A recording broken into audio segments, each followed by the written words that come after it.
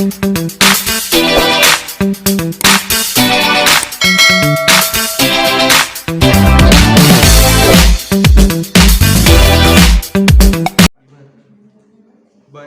terlalu merangkum banyak ide, Pak. Jadinya sebuah cerpen itu terlalu banyak ide. Nah, itu kan diibaratkannya gini. Anda baca lagi. Ya, saya bacanya udah sekian tahun yang lalu. Masih melekat. Kan diibaratkannya begini. Kalau seandainya novel roman itu seekor gajah, itu lah itu. Iya kan? Iya kan? Bahwa cerpen itu bukanlah gajah yang kecil. Anda kalau punya teman, kalaupun Anda tidak ke Thailand, minta oleh-oleh Thailand, misalnya dia ke Thailand, pasti biasanya ada gantungan gajah, miniatur gajah. Anda bisa perhatikan gajah yang kecil itu unsur gajah semuanya ada di sana.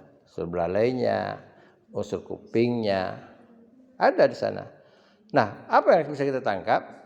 Bahwa kita tidak bisa, cerpen itu bukanlah kita mempres ide yang harusnya untuk novel. Paham? Paham yang saya maksudkan? Bahwa ide yang besar itu bukan itu yang dipres, tapi dia sebahagian dari itu. Ya, kalau ibaratnya, kalau kita lihat dari segi alur misalnya, ini kita belum bicara alur. Kita bicara alur misalnya, di novel itu kan banyak anak-anak alurnya. Bicaranya misalnya gini, apa bedanya Sungai Siak dengan Sungai Sahil? Apa bedanya? Sungai Siak itu panjang, kemudian banyak lagi anak sungainya, ya kan? Banyak lagi anak sungainya. Sama dengan alur. Kalau alur novel itu banyak lagi alur kecilnya. Tapi kalau kita mau bicarakan tentang cerpen, ya mungkin kita bicarakan Sungai Sahil aja. Ngerti? Ngerti enggak? Itu ibarat yang paling mudah saya paham. Kalau nggak ngerti juga, nanti pulang dari ini, karena mungkin otak karena panas, ada minuman air dingin di sini banyak. Tinggal pilih aja. Mau teti, ya, banyak minuman air dingin di situ. Oke, jadi itu tadi saya ulangi lagi. Yang pertama tadi bicara tentang abstrak. Yang abstrak itu, iya, dalam novel itu jangan diabstrakkan lagi. Harus dikonkretkan. Ngerti? Sesuatu yang abstrak itu jangan tetap diabstrakkan. Itu nggak selesai dia. Nah, itu dalam cerpen penyakit. Yang kedua tadi masalah ide. Ya, bahwa ide cerpen itu sederhana. Nah, kembali kita ke Halimah ya. Anda udah nonton kata Anda. Saya yakinkan aja udah nonton. Katakan Anda tuh udah lama filmnya ya. Semester lalu. Nah, kira-kira Halimah tuh gimana menurut Anda? Idenya rumit enggak? Tidak kan? Tokoh utamanya si Rizky, kebetulan dia sutradara juga, dia penulis skenario-nya. Bicara tentang dari kosan, dia mandi, dia janji sama dosen, dia ke kampus, kan tidak ada cabang lain kan? Bahkan kalau di situ kita melihat sederhananya pemainnya juga sedikit. Ya kan? Pemainnya kan sedikit. Nah, begitu juga kalau alurnya cerita banyak. Karena itu ada teori yang mengatakan begini, perbedaan novel dengan cerpen itu salah satu diantaranya dari jumlah pemain, ya. Tapi itu tidak bisa kita pegang teori itu, paham? Nah, karena kan ada dalam film, misalnya film dia hanya sedikit pemain, yang banyak itu sifatnya semacam background aja, semacam orang lewat aja.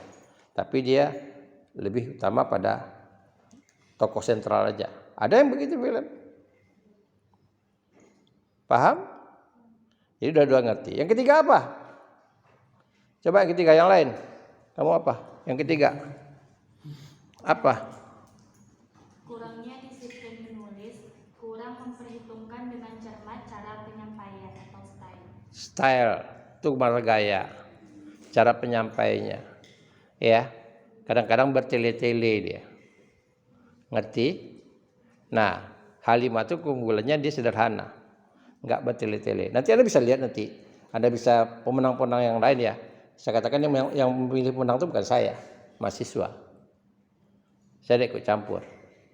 Walaupun kenyataannya banyak ada film-film yang tidak ikut nominasi, yang nonton itu rame. Ya, kalau sekarang mungkin ada yang sampai 1000. Kemarin aja baru hampir 2 minggu putar, mereka di YouTube mereka tuh ada yang sampai 600 orang. Gitu. Jadi sederhana, ya. Nah, yang keempat apa? Coba yang keempat. Kamu? Apa yang keempat? Kurang keterampilan dalam menggunakan bahasa Indonesia. Kurang keterampilan bahasa Indonesia. Jadi begini, orang selalu mengatakan begini, sastra itu seolah-olah tidak ada hubungannya dengan bahasa. Yang tidak ada itu dengan bahasa baku. Tapi bukan berarti kita melanggar, ya. Dalam artian, kalau dalam puisi ada namanya lisensia poetica, kebebasan berbahasa, menggunakan bahasa. Sastra itu punya lisensia, kebebasan dia menggunakan bahasa. Tapi bukan berarti kebebasan tanpa tanggung jawab. Ya, nanti kalau Anda misalnya melihat, kalian belajar kemarin teori tentang membahas aspek bahasa dalam sastra. Apa nama teorinya apa? Coba, apa nama teorinya? Teori sastra. Lupa. Membahas tentang aspek bahasa. Apa? Aspek apa? Apa? Genetik. Mimetik tidak, itu bukan kejadian. Apa? Stilis? Iya. Karena udah dapat nilai, Pak. Enggak ingat lagi teorinya. Kalian harus ingat lagi nanti pelajaran ini. Besoknya Anda belajar lagi tentang skripsi. Anda ingin menulis proposal, harus tahu lagi. Nah, itu contohnya gejala-gejala meneliti tentang aspek bahasa dalam sastra. Kalau dalam fiksi misalnya, kita bisa melihat, tadi kan saya katakan bahwa rata-rata film itu lebih menggunakan bahasa yang populis, ya, kecuali yang betul-betul dia berangkat dari karya sastra, gitu. Karena orang mau produksi film, orang mikirkan juga balik modalnya. Kalau sedikit yang nonton, kapan balik modalnya? Ya, ini masih tonton, masih untung nih yang kita nonton tuh H5 karya mahasiswa, tugas akhir, yang aktornya tidak dibayar, ya kan? Yang modal pembuatannya itu HP aja. Ya, itu kuliahnya di sini, di ruang ini. Jadi saya selalu katakan, meski saya kuliah di rumah, kualitas saya jaga gitu. Jadi, saya jaga gitu. Siapa yang nyangka? Mungkin kalau di kampus nggak ngasilan seperti itu. Baik, jadi 4 tadi. Nah, kita harus cermati, kalau dilihat dari 4 tadi, penyakit tadi, Anda tidak temukan di film H5 tadi, wajar H5 itu dipilih sebagai pemenang pertama. Ya, mudah-mudahan nanti rombongan Anda setahun akan datang buat film lebih bagus dari itu. Ya, kalau seandainya umur saya panjang atau umur Anda panjang. Kalau umur saya panjang, umur Anda pendek juga ketemu. Ya, siapa yang duluan lah, saya silahkan aja. Ada mau duluan? Ada nggak yang mau duluan? Oke, jadi